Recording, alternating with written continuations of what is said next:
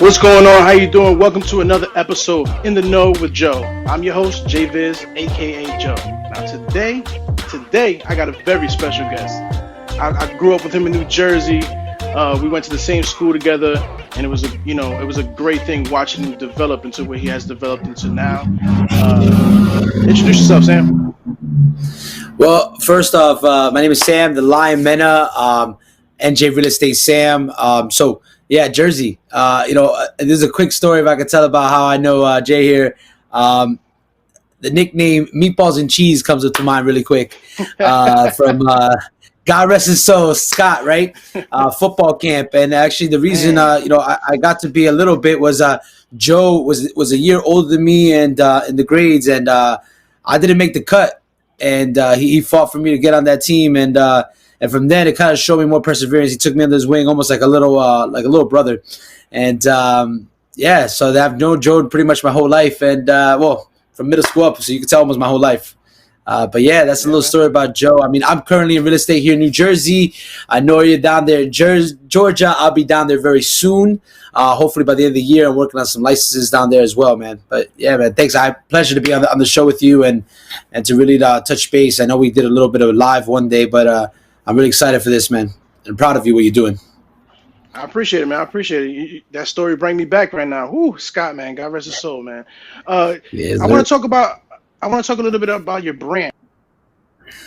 Mm-hmm. And your brand's very important and expand networking, and give me a little insight of where you're going with these brands and what they're about. So one of my brands, I'm actually wearing one of my brands right now. It's actually one of the newest launches. Believe it or not, you're the first person that the first place that we come on live to kind of talk a little bit about it. REWA, which is Real Estate Wealth Advisory Group. It's a correlation that we created, right? A coalition of many different entities to really teach and empower generational wealth to the masses. In real estate, obviously, it's one major component towards building wealth. And I think that's where we kind of took it from there. The Exodus Group, which is another one that I represent, is something that's transitioning into a nonprofit. It's something that I started a few years back, really catering to the Christian community. I mean, the name of it was Getting You to Your Promised Land, and I believe that everyone has a promised land.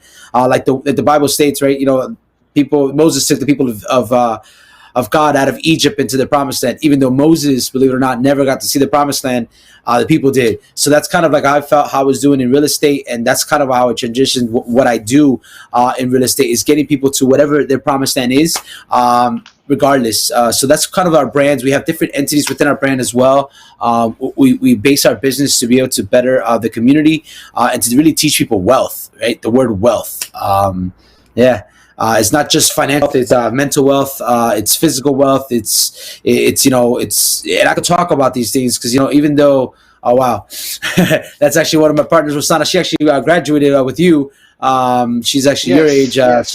Which is amazing. So she's one of my team members. Growing together. Yeah, man. So she came into the business during Exodus Group. She's a very strong girl. I mean, she started off just doing it part-time. Now she's going into full-time status. So I'm very excited to see where her career takes her. She's very adamant also about educating people.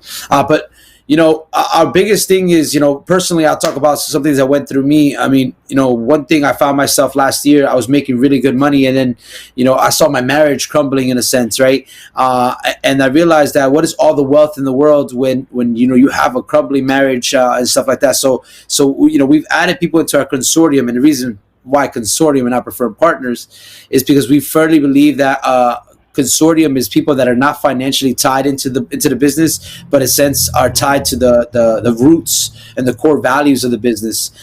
So we actually, all of our people that are members of the consortium actually have no financial buy-in. And we really wanted that way so it could be holistic for our clients. So we've added counselors on there, physical trainers. We have mortgage lenders, different type of attorneys from immigration, obviously real estate, litigation, criminal. Why? Because we want people to really base themselves the right way, wealthy wise, right? And physical, man. I used to weigh 400 pounds. I used to weigh 400 pounds in 2017. You don't have a picture of that. I try not to put pictures of that on there. Hey, listen. Your boy right here used to weigh 370 pounds, diabetes, lost 100 in a year off diabetes. So I feel you. I know the journey you went through because it's a very, very, very hard journey.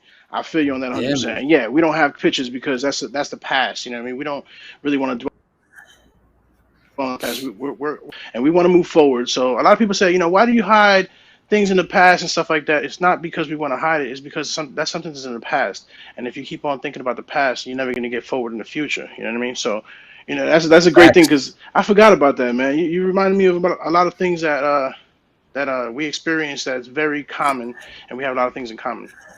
Well, you know what it is. A lot of us put that in a little box and we throw it away. We try to forget it, right? And and I do have a picture of myself the way I looked, but it's a constant reminder for my personal self of where I'd never want to be. So at that time when I was at that weight, I mean, I wasn't happy physically, right? My emotions were all different. Even the way I presented myself in business and making my financial decisions personally, I destroyed my credit in that time because I was just so in gluttony of the way I was doing. Which is what I learned is that without all these different components literally balanced out, you really cannot build wealth. It's impossible to build wealth, right? Without having everything in I'm not saying perfect harmony or perfect balance because there's no such thing as perfection, but at least in a balance, something that's controllable. And I saw that picture that was put up right now, the one that was just put up about the lion's den, the Pride of the Lion.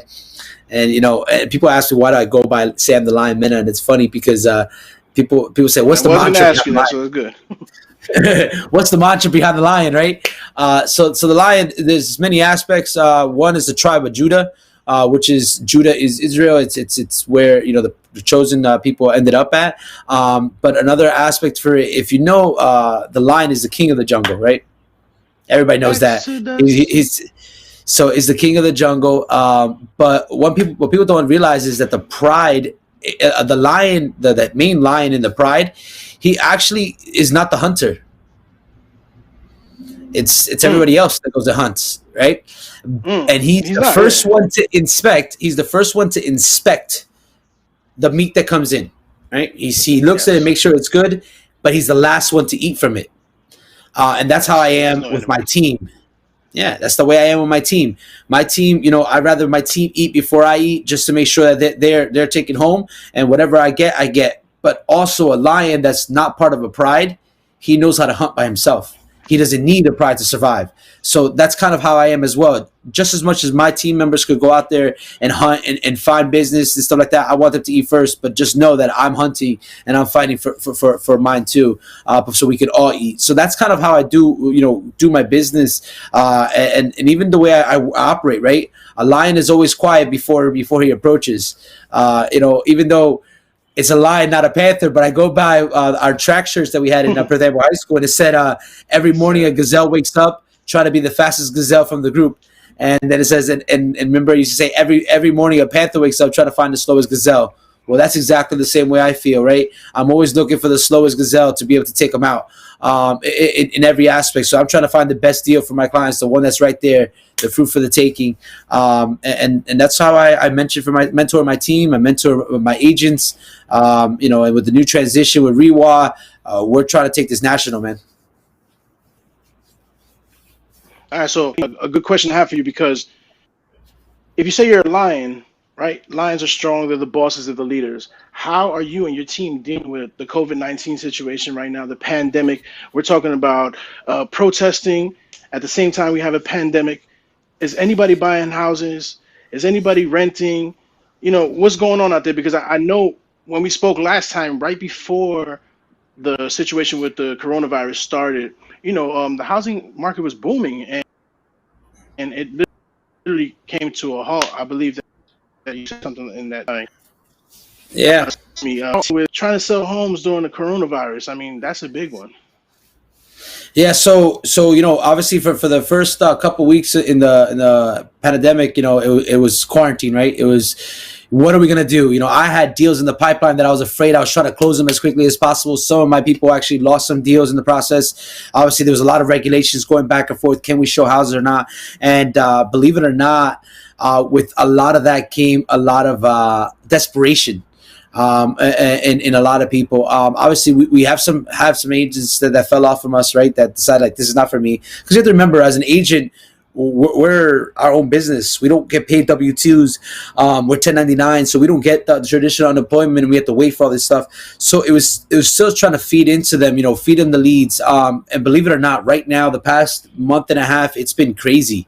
I mean, bananas. But it's why it became crazy is because we instilled on their agents to really touch base on what it means to be an agent, right?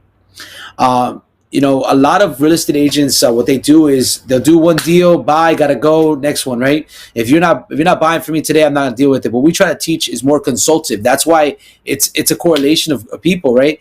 So hey, touching that client and said an old client that you sold the house to last year, 4.5, almost 5% interest rate. Hey, by the way, interest rates are crazy low right now. This is the time to refi. Right, and we've been doing refis like crazy, doing almost 3.5, 2.5, 2.25, depending on what kind of a mortgage they decide to take. And this is where they save that money, right? But now, what do you do when you get them to save the money? You teach them how to flip that and buy something else, right? Oh, wow. Yeah. That was when I was that was last year, right before we did a few things. So unfortunately, I'm no longer at Right Choice Realty. I did a transition a few weeks ago. Moving on, and it's not that there was nothing wrong with Right Choice. It's just I need to find a better thing. Unfortunately, I want to go national. In order for me to do national, I have to find national brands. I love that family. Obviously they took me under the wing. I had a lot of exposure, and I got a lot of opportunities from them. But unfortunately, trying to go in a national approach, I had to find something better for me and my family. And going that way, I mean, when I'm talking about national, I'm right now in the process of working on my license in Florida, and then I'm working up my East Coast, Georgia, the Carolinas. I'm already working on Pennsylvania, New York. So my goal is to literally come up the East Coast and then work the West. Puerto Rico, now, yeah. Now, real quick, I'm sorry for cutting you off, but now I want you guys to understand what he just said. He just said right now during the coronavirus pandemic, right now, that he's talking about going national.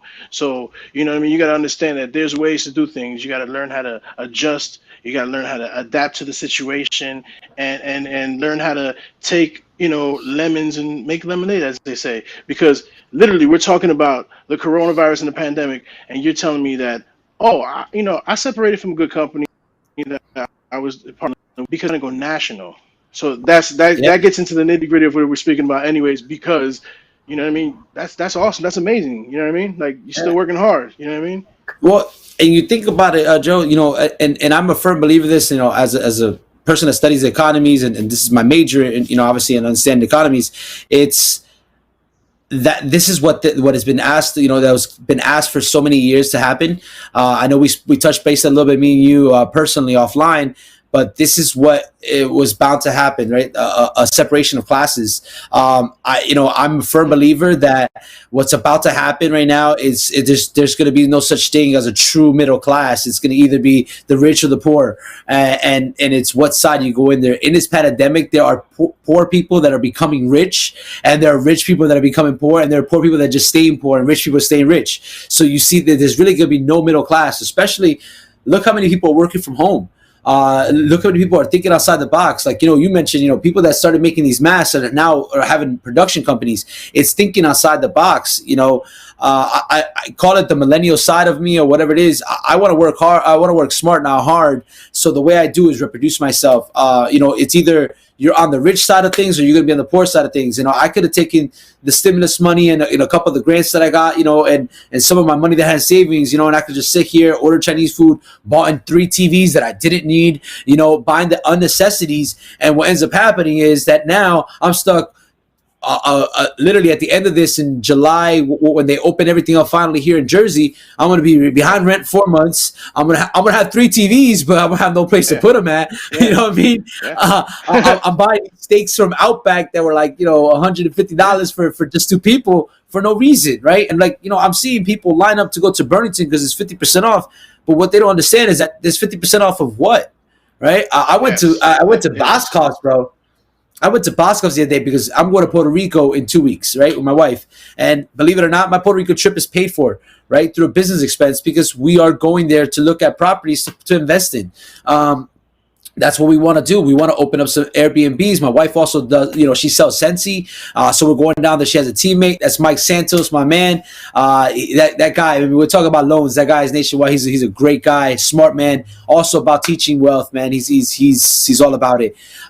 So, Let me ask you real quick though. Let me ask you. I'm sorry about yeah, that. Let me ask you real quick though. You just talked about the money, uh-huh. and we can't skip over the free money part. What are we supposed to do with this $1,200, Sam? I was hungry. I wanted something to eat. I don't care about no house, man. I don't care about no rent. I don't care about that. You know What, what what that should I? 1200 was What for? me personally? And this is the devil's advocate because me personally, I didn't. I'm an essential worker.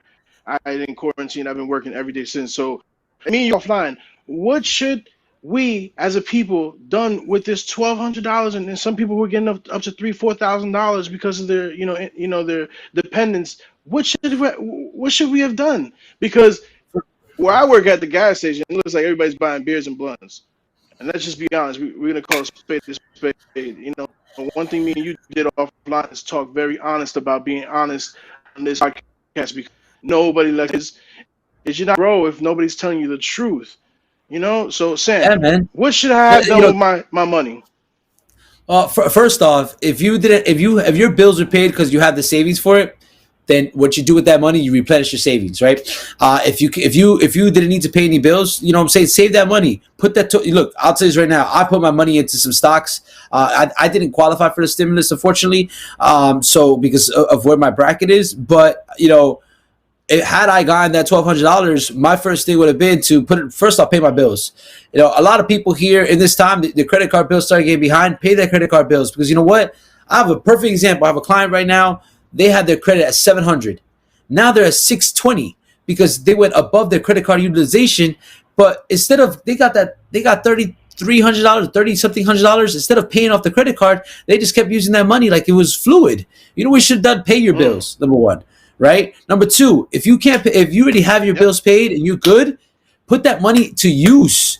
Put that money to use. I put some money in my stocks, and when I saw the stocks they were I mean, I'll tell you, I paid, I think it was 72 cents a share for gas. For Aurora Cannabis, I paid like $9. Right now, it's trading at $18. I put some stocks into the region. I put some stocks into, you know why? Because, and this is a tip I go out there and I throw out there. This one's a free tip, right? I got this from my financial advisor, so I'm going to throw this free tip to you guys. Stop thinking, when you're buying stocks, stop thinking about yourself. Start thinking like the consumer, right? What is the first thing the consumer is going to do as soon as this happens? They're going to want to go on vacation, go to the hotels. They're trading dirt cheap right now. Marriott, because they had a big issue with some losses, they're trading dirt cheap. MGM, they're trading dirt cheap. And if you don't know it, consult, learn about it. In this time, you mean to tell me you have 24 hours in a day, you have no time to read a book and understand it or try to do some articles. You're reading the articles about how many people are dying. You're reading the articles about the conspiracy. Well, might as well read a book that's going to educate you and make you some money. Do you think Warren Buffett was grabbing those extra money that's coming in from his businesses, from the PPP loan and all that stuff? He's using it so he could go and blow it on a yacht? No, my man's waiting to buy a business. Come on now.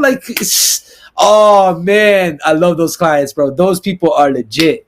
Oh, man. Sorry, I remember closing their house. You want to know something crazy? That young man right there, he's 25 years old. They bought that house for him and his wife and his family.